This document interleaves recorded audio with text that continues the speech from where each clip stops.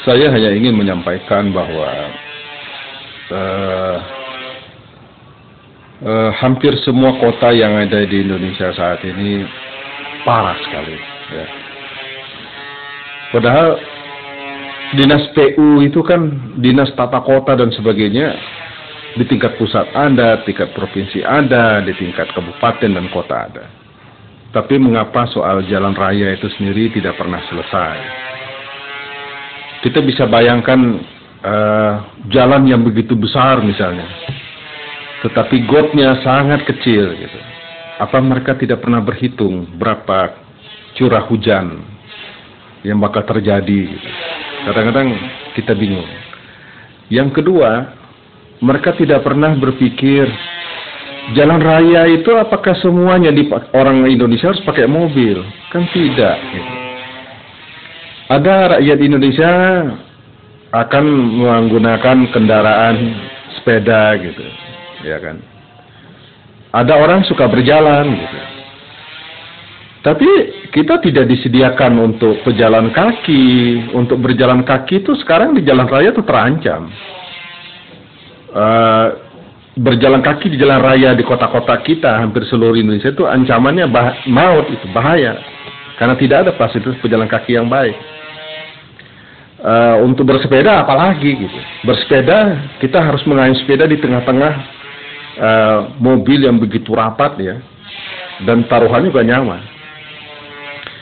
Jadi menurut saya harus ada kesepakatan secara internasional, secara nasional. Presiden itu harus memberikan surat keputusan presiden paling tidak bahwa standar jalan ibu kota kabupaten, ibu kota kota madya, ibu kota provinsi, ibu kota apalagi ibu kota Indonesia ini Jakarta, itu harus ada wadah jalan pejalan kaki, harus ada wadah untuk kendaraan sepeda, harus ada kendaraan motor, harus ada mobil, dan harus ada kendaraan umum lain. Itu harus. Kalau belum ada bikin. Jangan seperti sekarang gitu.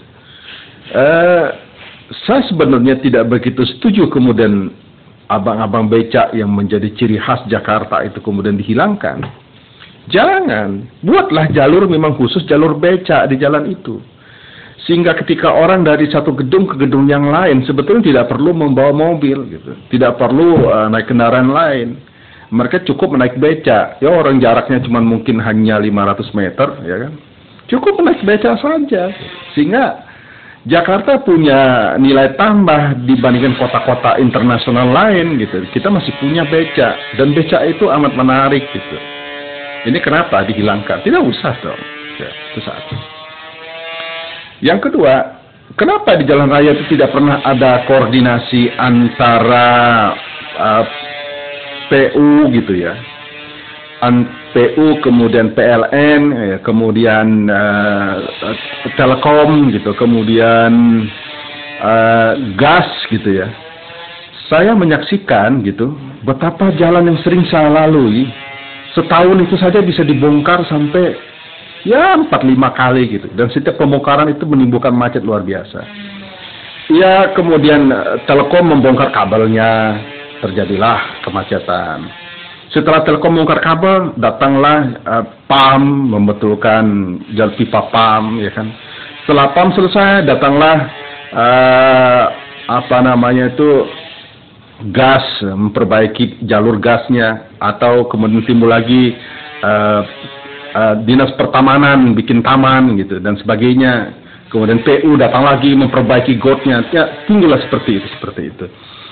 Sehingga tidak ada koordinasi antara instansi-instansi, dan ini aneh. Kita sebagai rakyat melihatnya, wah ini tidak terjadi koordinasi. Kalau tidak terjadi kan terkoordinasi, berarti pemerintah tidak berjalan dengan baik untuk itu. Pemerintah kan tugasnya itu. Anda digaji oleh negara, oleh pemerintah, dan itu dari pajak rakyat. Rakyatlah yang membayar Anda. Jangan bikin rakyat itu sengsara gitu. Itu satu. Terus yang terakhir, saya ingin mengungkapkan bahwa kalau kita melalui pasar-pasar gitu, kok masih ada pungutan-pungutan angkot itu harus diserahkan kepada DLJR, entah 50, entah 100, entah 1000 setiap kali lewat dan sebagainya. aneh menurut saya gitu. Dari mana negara bisa menjamin orang yang menerima uang cash seperti itu bisa disetorkan penuh kepada kas daerah? Itu nggak mungkin. Otak kita juga secara sederhana, mana mungkin orang akan berlaku jujur dengan cara seperti itu. Dan pungutan-pungutan seperti ini bukan hanya terjadi di kota-kota, hampir seluruh daerah. Pungutan-pungutan retribusi dan sebagainya, ya kan? Menurut saya, harus ada kepres yang mengatur bahwa pungutan-pungutan seperti itu tidak izinkan, karena rawan korupsi. Padahal pasti nggak akan nyampe 100% ke kas daerah. Lebih bagus itu dibuat dalam sebuah sistem. Ya kalau orang sudah mempunyai trayek angkot misalnya, maka seluruh pembiayaan sudah termasuk di dalamnya. Itu yang dia harus setorkan setiap tahun kepada kas daerah. Kalau nggak ya dicabut izinnya, kan selesai. Demikian juga dengan retribusi pasar, toko, dan sebagainya. Dia harus menyetor untuk jangka waktu misalnya 6 bulan dan sebagainya, atau 3 bulan. Dia setor ke kas negara. Bukan dipungut dengan cara mengirim petugas untuk memungutnya satu hari-hari dan sebagainya. Kan, gitu. Nanti kita tinggal dibikin sebuah razia, kalau mereka tidak bayar, ya tinggal di stop dan sebagainya. Kan, gitu. Jadi saya menyarankan kepada pemerintah saat ini, jangan memberikan peluang sedikit apapun bagi orang untuk korupsi. Gitu. Tapi lakukanlah semua pembayaran itu dalam rangka sistem, ya sistem. Ya, jadi tidak dipungut dalam eceran-eceran. Retail seperti itu tidak menjamin seseorang akan berlaku baik, walaupun dia alim dan sebagainya. Tetapi kalau kondisi tertentu mungkin terpaksa dia akan membelanjakan uang yang seharusnya bukan milik dia. Jadi lakukan semua pungutan-pungutan itu dalam sistem, bukan dalam pungutan-pungutan secara langsung, agar APBD dan APBN terpungut secara baik, bijaksana, supel, dan elegan. Terima kasih.